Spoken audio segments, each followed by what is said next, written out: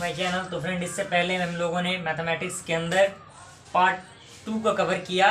अब हम लोग देखने वाले हैं पार्ट 3 के अंदर, जिसमें हमें पढ़ना है higher order differential equation with constant coefficients. Okay, constant coefficient का हमें हायर ऑर्डर डिफरेंशियल इक्वेशन किस तरह से फाइंड करना है, उसका कुछ स्टेटमेंट आपके सामने दिख रहा होगा। कह रहा है कि differential equation is said to be linear if the dependent variable and its derivative occur only in the first degree and are not multiplied together.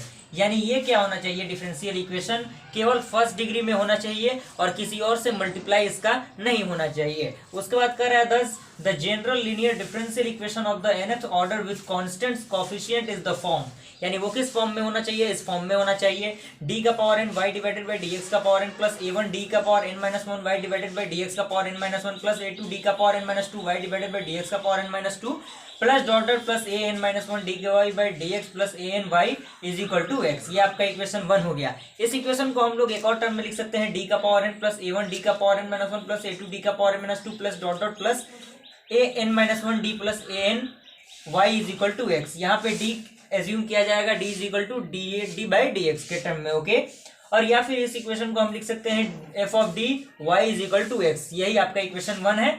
और जहां पे आप देख सकते हैं where d is equal f of d is equal to d का power n plus a1 d का power n minus 1 plus a2 d का power n minus 2 plus dot dot plus a n minus 1 d plus a n। Okay, and आपका a1 a2 and a3 dot dot a n minus 1 आप a n be the constant of x, यहाँ जिसे हम f of x लिख सकते हैं। यहाँ तक ये स्टेटमेंट है, ज्यादा इस पे कोई फोकस नहीं, बस आप इसे देखते चलिए। ओके, और यहाँ पे एक पॉइंट कह रहा है कि if x is equal to 0 then the equation 1 is called a homogeneous linear differential equation of nth order with constant coefficient. जब आपका x 0 हो तो उसके थ्रू जो आपका इक्वेशन बनेगा वो आपका कहलाएगा homogeneous linear differential equation. Okay, with constant coefficient. अगर जब x is not equal to 0 तो वो आपका कहलाएगा non homogeneous linear differential equation of nth order with the constant coefficient. Okay, यहाँ तक आई होप क्लियर हुआ हो।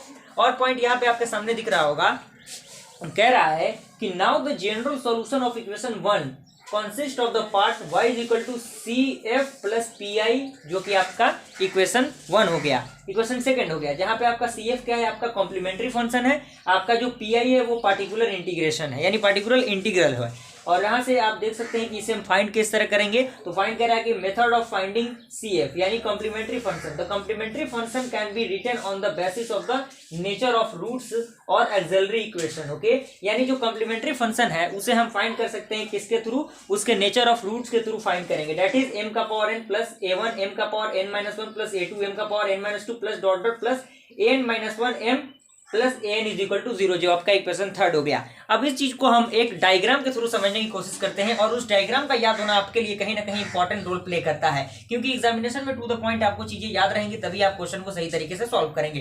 तो आइए हम उस डायग्राम को बेसिकली डायग्राम है इसका, आप देख सकते हैं। On solving the above equation we get the n root, यानी जिससे पहले जो इक्वेशन थर्ड बना था उसी का रूट का हम लोग बात करने वाले हैं। सीरियल नंबर 1 दिया है कि if m1 m2 m3 dot dot n real and distinct root हो तो आपका जो फॉर्म होगा ऑफ CF का c1 e का power m1x plus c2 e का power m2x plus dot dot plus cn e का पावर mn x।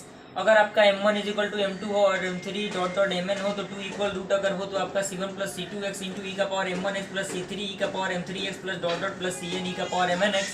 इसी तरह आपका थर्ड नंबर है, 4 नंबर, 5 नंबर, 6 नंबर, 7 नंबर आपका यहाँ पे दिख रहा है। आप सही तरीके से इसे नोट डाउन करने की कोशिश कीजिएगा और समझने की कोशिश कीजिएगा। ओके, तो आई होप यहाँ तक आपको समझ में आया। ओके, आई होप आपको वीडियो पसंद आया। वीडियो को लाइक कीजिए और चैनल पर चैनल को सब्सक्राइब कीजिए। फिर मिलते हैं अगले वीडियो, तब तक के लिए थैंक यू।